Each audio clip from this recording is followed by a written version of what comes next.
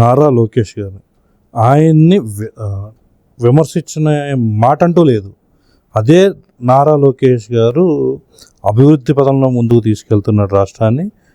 దాంతోపాటు ఈ red book ఎవరైతే కార్యకర్తలను ఇబ్బంది పెట్టారో, రౌడీయిజం చేసి వాళ్ళ అకృత్యాలతో కార్యకర్తలను చంపేసిన సన్నివేశాలు మనం చూసాం. అదే నారా లోకేష్ని చూసి పప్పు నాయుడని హేళన చేసిన సన్నివేశాలు ఉన్నాయి. ఇవన్నీ చూస్తూ వచ్చాం.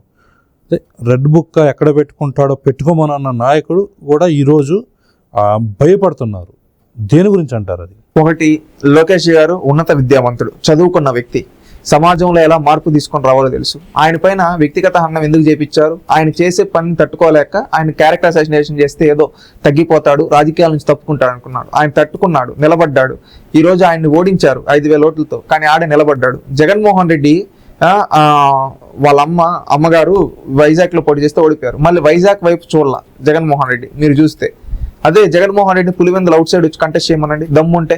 మంగళగిరిలో తెలుగుదేశం పార్టీ గెలవాలా ఇప్పటి వరకు, కానీ లోకేష్ గారు అక్కడ గెలిచి ఓడిపోయినా కానీ మళ్ళీ అక్కడే 93,000 మెజారిటీతో గెలిచాడు. మీరు చూసుకోండి, జగన్మోహన్ రెడ్డి తన సొంత నియోజకవర్గంలో కూడా అంత మెజారిటీ రాలా. ఇక్కడ నాయకుడు ఎవరు మీరు చెప్పండి. ఇంకా కరెక్ట్గా ఒక 5 ఏళ్ళు తిరిగే కొద్ది పులివెందుల్లో పోటీ చేసిన లోకేష్ గారు జగన్మోహన్ రెడ్డిని ఓడిస్తారనే కాన్ఫిడెన్స్ ఈరోజు కార్యకర్తల్లో వచ్చింది, అక్కడ ప్రజల్లో వచ్చింది. అది నాయకుడు అంటే ఏంటంటే, లోకేష్ గారు ఎప్పుడు కానీ విమర్శలు చేస్తే ఆ విమర్శల్ని తన పనితో తిప్పికొడతాడు. ఈ రోజు విద్యాశాఖ ప్రక్షాళన కావచ్చు, ఐటీ కంపెనీలు తీసుకొని రావడం కావచ్చు, ఎంత ముందు తీసుకుని రెడ్ బుక్ అంటారా? అది ఎలక్షన్ల ముందే చెప్పారు, ఒకే మాట చెప్పారు. మీరు గుర్తుపెట్టుకోండి, ఎవరైతే చట్టాన్ని అతిక్రమించి చట్టాన్ని ఉల్లంఘించి అమాయకుల్ని బలి చేస్తారో, అమాయకుల పైన కక్ష సాధింపు చేస్తారో, వాళ్ళపైన చట్ట ప్రకారంగా న్యాయం ముందు నిలబెడతాం, చట్టం వాళ్ళని శిక్షిస్తుంది అని చెప్పాడు. ఈ రోజు చట్టం తన పని తను చేసుకుంటూ పోతుంది. అంతేగాని ఇక్కడెక్కడ కక్ష సాధింపు లేదే. ఈ రోజు లిక్కర్ కేసులు అయినా కావచ్చు, ఏ కేసులు అయినా కావచ్చు, వాళ్ళు చేసిన తప్పుల వల్ల వాళ్ళు బుక్ అయిపోతున్నారు. వాళ్ళు బుక్ అయిపోతే వాళ్ళకి శిక్షలు పెడితే దానికి ఈ రోజు లోకేష్ గారు ఏం చెప్పారు? ఆ రోజు చెప్పింది ఏంది? రాజ్యాంగాన్ని కాపాడుతా, రాజ్యాంగం చూపించేమని చెప్పాడు. ఈ రాజ్యాంగాన్ని ఉల్లంఘించి ఈ రోజు మీరు ఎంతో మంది తప్పులు చేస్తున్నారు, రేపు ఈ రాజ్యాంగమే మీకు సమాధానం చెప్తుందని రాజ్యాంగాన్ని చూపించి చెప్పాడు. గుర్తుపెట్టుకోండి, ఈ రోజు రాజ్యాంగం పనిచేస్తూ ఉంది. అర్థమైందా?